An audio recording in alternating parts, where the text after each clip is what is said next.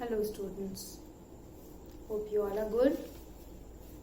Now on the last turn I had completed the first chapter under unit Genetics and Evolution, that is Principles of Inheritance and Variation, and I hope all of you have attended all the lectures, solved all the assignments and are thorough with all the topics, because that was something new for you which you have studied for the first time.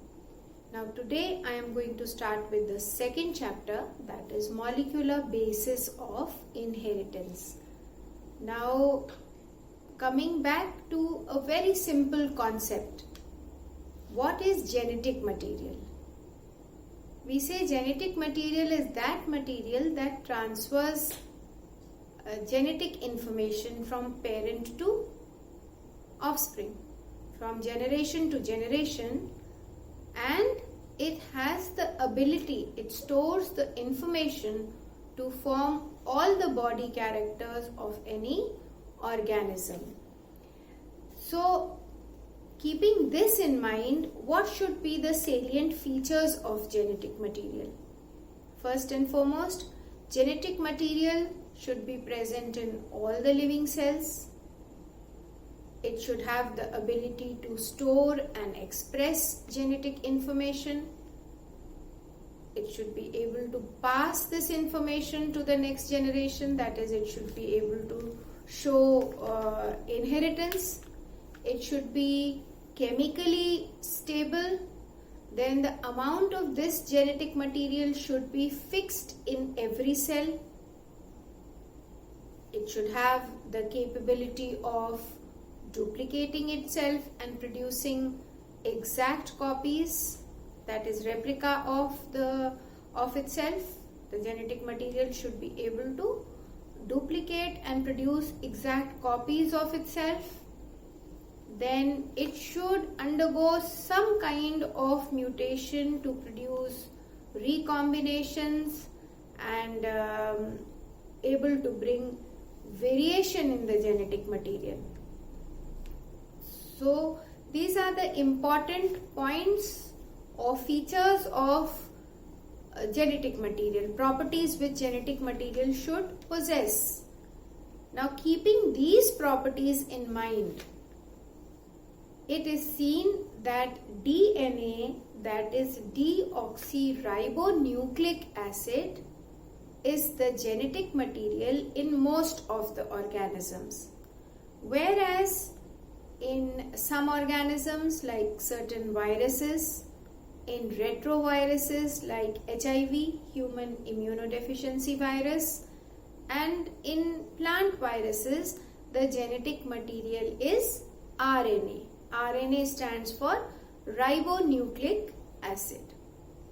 Then another factor which is seen, that in case of eukaryotes, the genetic material is located inside the nucleus. Eukaryotes are those that have a true nucleus with a nuclear membrane, and the genetic material is inside the nucleus, bounded by the nuclear membrane.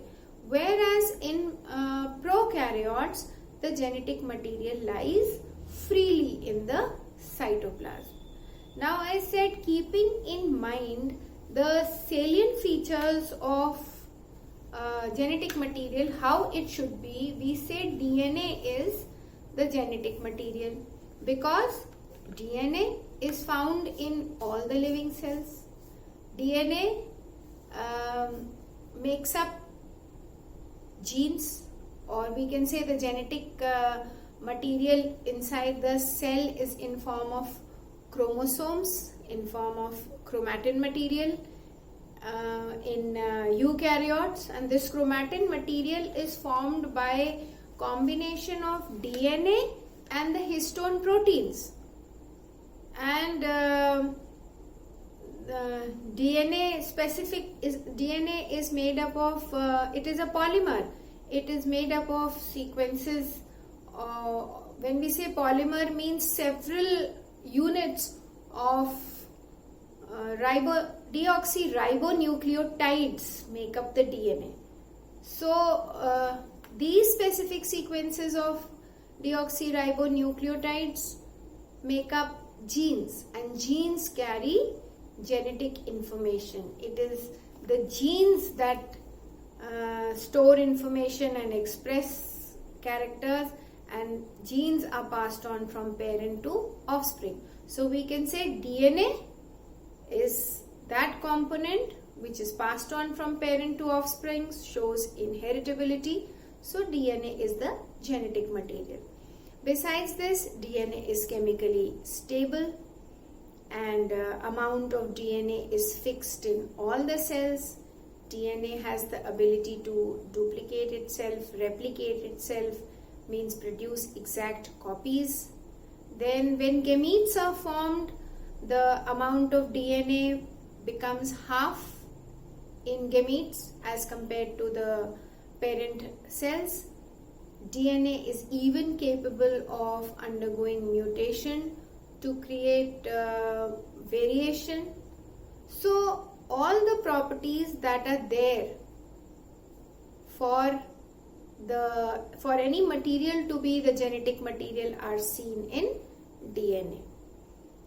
And a lot of experiments have been done to prove that DNA is the genetic material. So I will be telling you about those experiments, but before we move on to that, let us summarize what I have told you just now. So the chapter is molecular basis of inheritance.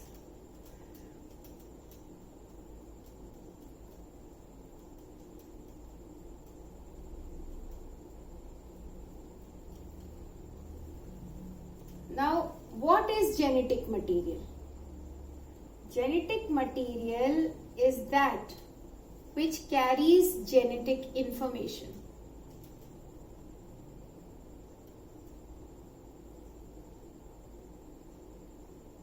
It has information for all body characters of an organism.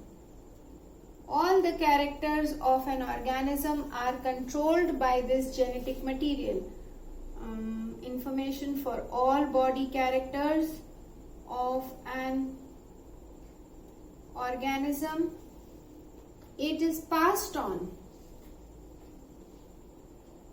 from one generation to another, or in simple words we say from parent to offspring. Genetic information is passed on from parent to information through this genetic material, or in simple words we can say it shows inheritance or inheritability. So these are the characters which we say define a genetic material. Now, important features, or let us say salient features of genetic material.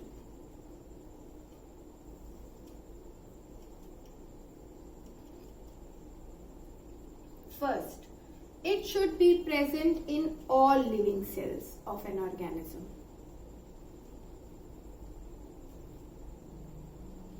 Then, genetic material should store and express genetic information.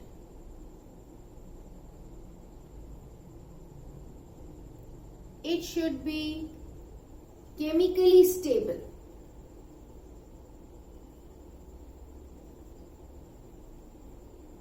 Its amount should be fixed in each cell of the body, or we can say amount should be fixed in the somatic cells of an organism, that is body cells of an organism. It should have the ability to duplicate itself. To replicate means to produce exact copies after duplication. Then it should have the ability to undergo mutation to create variation. And based on these salient features of genetic material, it was observed that DNA, that is deoxyribonucleic acid, deoxyribonucleic acid is the genetic material, DNA. This is the genetic material in most organisms. Then it is also seen that RNA, that is ribonucleic acid, is the genetic material in some plant viruses, in some other viruses, in retroviruses like HIV virus or human immunodeficiency virus. RNA is the genetic material. Then another important thing that has been seen, that in eukaryotic organisms or in eukaryotes, this genetic material is found inside the nucleus, that is bound by a nuclear membrane. Eukaryotes have a true nucleus bound by a nuclear membrane, double nuclear membrane, whereas in prokaryotes the genetic material lies freely in the cytoplasm. Now, why is it said that DNA is the genetic material? Because DNA possesses all these characters. DNA is found in all the living cells. DNA stores and expresses genetic information in the form of genes which are passed on from parents to offspring, that is, it is inherited. DNA is chemically stable. The amount of DNA in each cell is fixed, in each body cell of the organism is fixed. DNA has the ability to replicate itself. DNA can undergo mutations, and that's how variations are produced. Then during gamete formation, the amount of DNA becomes half in the gametes, what we call as haploid cells. So all these characters are seen in DNA. Then about DNA, I will erase this. Coming to DNA. DNA is made up of, or we can say DNA is a polymer. Poly means several and mer means unit. Several units of deoxyribonucleotides. You have studied earlier that a nucleotide is a sugar attached to a base and a phosphate. So these three units are repeated. Several units. This is one unit, a deoxyribonucleotide, because the sugar is deoxyribose sugar. And a specific sequence of these deoxyribonucleotides make up genes. Is a gene. And gene carries information. Gene stores and carries information. It is the gene which is actually passed on from parent to offspring and is a unit of heredity. So this is about DNA. Now several experiments have been done to prove that DNA is the genetic material. The first experiment was done for the first time. It was proved or said that DNA is the genetic material by scientist F. Bishop. For the first time he said that DNA is the genetic material. Then experiment was done by Griffith, and this is called the transforming principle.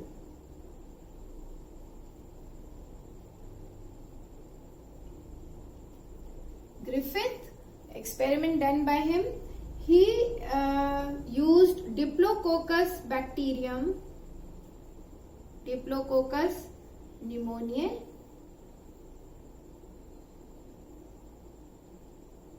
or Streptococcus pneumoniae. This is the bacteria that he used for his experiments.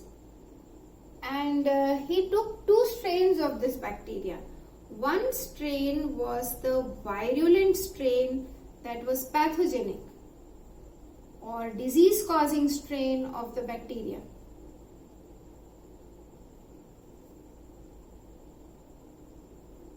And called it the S strain.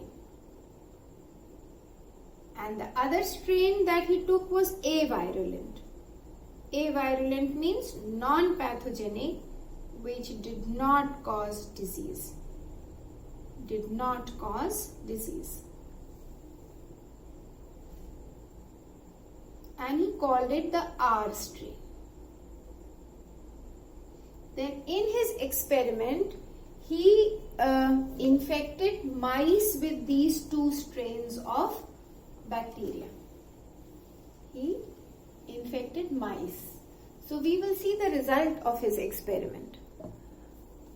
First, he took S strain and he injected it in mice. He injected in the S strain in mice and he found that the mice died. Mice were dead. Then he took R strain and he injected that in mice and he found that the mice did not die. Mice were alive. Then he took heat-killed S strain. He killed the S strain by heat. Heat-killed S strain, that is virulent strain, injected it in mice and found his findings were that the mice survived. Mice did not die. The mice survived. Then he took these heat-killed S strain of the bacteria and mixed it with the R strain and then injected it in mice. By mixing the two, he injected in mice and he found that the mice died. Mice were dead. So on the basis of this, he said that the S strain contains some factor. There is some factor present in the S strain which modified the R strain and changed it into the S strain. Because R strain alone did not kill the mice. Now even when the heat killed S strain alone did not kill the mice. So there is some factor present in the S strain which has brought about transformation of the R strain to the S strain and has led to the death of the mice. He could not tell what it was, but he said that this factor is the transforming factor, is the transforming principle which is bringing this change. And this is also called Griffith's principle. This on the basis of this experiment, it was called transforming principle, which has transformed the S strain, or the Griffith's principle. Later on, three scientists, Avery, McLeod, and three scientists, Avery, McLeod, and the third one was McCarty. The third scientist was McCarty. These three scientists, they also conducted experiments and found that this transforming factor was DNA. What did they do? They took DNA, the heat-killed S strain, and homogenized it and then filtered it. And then they observed that the extract that was taken out from the heat-killed S strain after treatment with different enzymes, like he treated that extract with trypsin, with enzyme. Trypsin is a protein digesting enzyme, protease. Then they used RNase enzyme which will digest RNA, used enzyme lipase, and used enzyme DNase. On the extract that they prepared after homogenizing the heat-killed S strain, homogenate of the heat-killed S strain, they treated it with these 4 enzymes. And they saw that the first 3 enzymes caused no effect. There was no effect of these enzymes, whereas enzyme DNase, this enzyme destroyed the transforming activity, because this enzyme digests the DNA.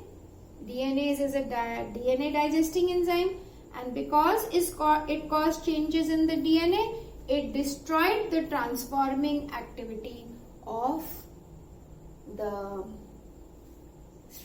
S strain of Diplococcus pneumonia or Streptococcus pneumonia. So based on this, they also concluded that the transforming principle, the factor that is bringing about change, is DNA. So DNA is the genetic material. So it was proved by their experiment. Then 2 more scientists, Hershey and Chase, they also conducted experiments to prove that DNA is the genetic material, and they conducted experiments on bacteriophages. The name of the scientists were Hershey and Chase. These are very famous and very important experiments. Hershey and Chase was the name of the scientists, 2 scientists, and they conducted experiments on bacteriophages. Now, what is a bacteriophage? A bacteriophage is a virus that infects bacteria. And if you see the structure of the bacteria, structure of the virus has a protein coat. This is the protein coat of the virus, and inside is the DNA, that is the genetic material. This virus infects E. coli cells. Suppose this is E. coli cell, and it is seen that the protein coat attaches to the bacterium, to E. coli, and the genetic material is let inside the cell. And this genetic material takes over the machinery of the bacterial cell, and the genetic material replicates, produces more copies of it, and new viruses are produced. New viruses are produced because the DNA takes over the machinery of the bacterial cell and replicates itself and produces more copies. So the virus, the bacteriophage that they took was T2 bacteriophage, which infected E. coli. Infected E. coli.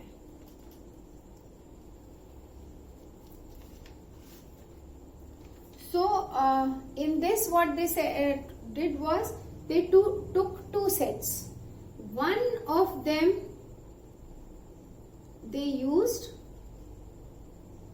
S35, sulfur 35, and in the other they used phosphorus 32. That is, they labeled it radioactive elements to check how replication occurs.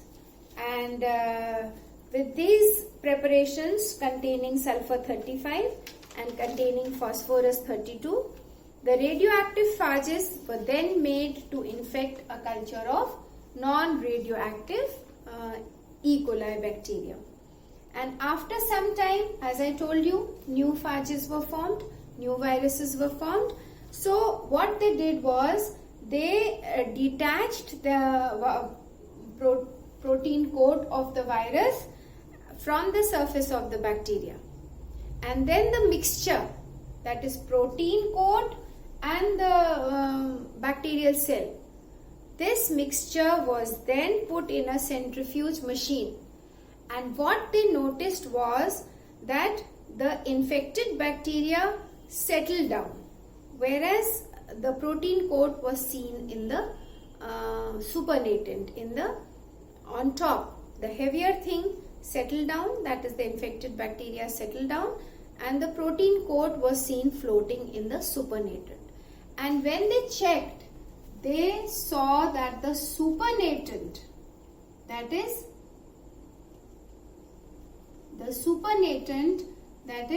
the virus protein, contained sulfur 35, radioactive sulfur, whereas the infected bacteria which had settled down contained radioactive phosphorus. And I told you, DNA is a polymer of deoxyribonucleotides. So, and how are deoxyribonucleotides formed? By sugar, by phosphate and a base. So this phosphate is present in the nucleotides, and nucleotides are part of DNA. So based on this experiment, they were able to prove that DNA is the genetic material. This experiment done by Hershey and Chase is the transduction experiment. The experiment done by Griffith is called transforming experiment. Griffith is transforming experiment or transforming principle, and the experiment done by Hershey and Chase is called the transduction experiment. And the results or findings of both the experiments tell us that DNA, that is deoxyribonucleic acid, is the genetic material which stores and expresses characters and passes genetic information from parent to offspring, generation after generation. I think this much is enough for today. We will continue in the next class. Good luck, stay safe, stay healthy, and take care.